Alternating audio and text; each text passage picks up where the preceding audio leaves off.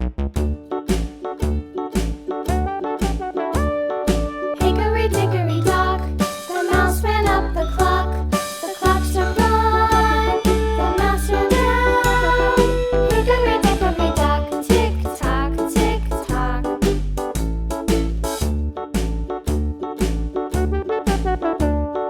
Hickory dickory dock, the bird looked up.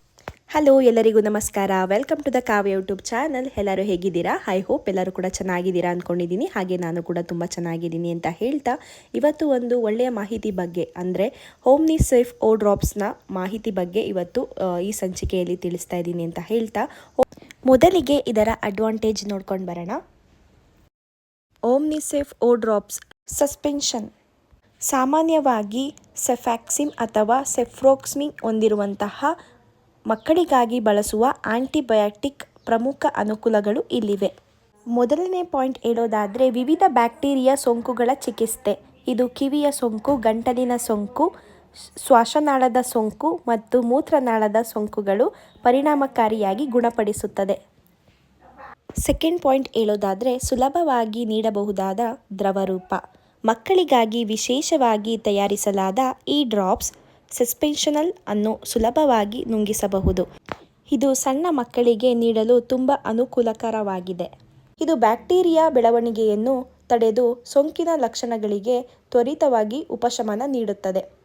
ಇನ್ನು ನಾಲ್ಕನೇ point ಹೇಳೋದಾದರೆ ಬ್ಯಾಕ್ಟೀರಿಯಾ ನಿರೋಧಕ. ಓಮ್ನಿ ಸೇಫ್ ಓ ಡ್ರಾಪ್ಸ್ ಬ್ಯಾಕ್ಟೀರಿಯಾಗಳ ಕೋಶ ಗೋಡೆಯನ್ನು ನಾಶ ಮಾಡುವ ಮೂಲಕ ಕಾರ್ಯನಿರ್ವಹಿಸುತ್ತದೆ.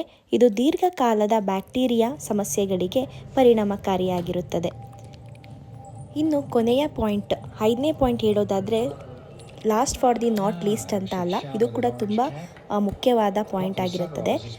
ಉಸಿರಾಟದ ಸೋಂಕಿಗೆ ಉತ್ತಮ. ಇದು ಶ್ವಾಸನಾಳದ ಸೋಂಕುಗಳಿಗೆ ರೆಸ್ಪಿರೇಟರಿ ಟ್ರ್ಯಾಕ್ ಇನ್ಫೆಕ್ಷನ್ ಹೆಚ್ಚು ಪರಿಣಾಮಕಾರಿಯಾಗಿರುತ್ತದೆ. ಆ್ಯಂಟಿಬಯೋಟಿಕ್ ಸಿರಪ್ ಬಳಸುವ ವಿಧಾನ ಹೇಳೋದಾದರೆ ಲಿಕ್ವಿಡ್ ಆನಂತರ ಪೌಡರ್ನ ಎರಡೂ ಕೂಡ ಮಿಕ್ಸ್ ಮಾಡಿ ಚೆನ್ನಾಗಿ ಶೇಕ್ ಮಾಡಬೇಕಾಗತ್ತೆ. ಶೇಕ್ ಮಾಡಿದ ನಂತರ ಕ್ಯಾಪಲ್ಲಿ 2.5 ml ನಾನು ಯೂಸ್ ಮಾಡ್ತಾ ಇದ್ದೀನಿ. ಅಂದರೆ 2 ಇಯರ್ಸ್ ಬೇಬಿಗೆ ಯೂಸ್ ಮಾಡ್ತಿರೋವಂಥದ್ದು 2.5 ml.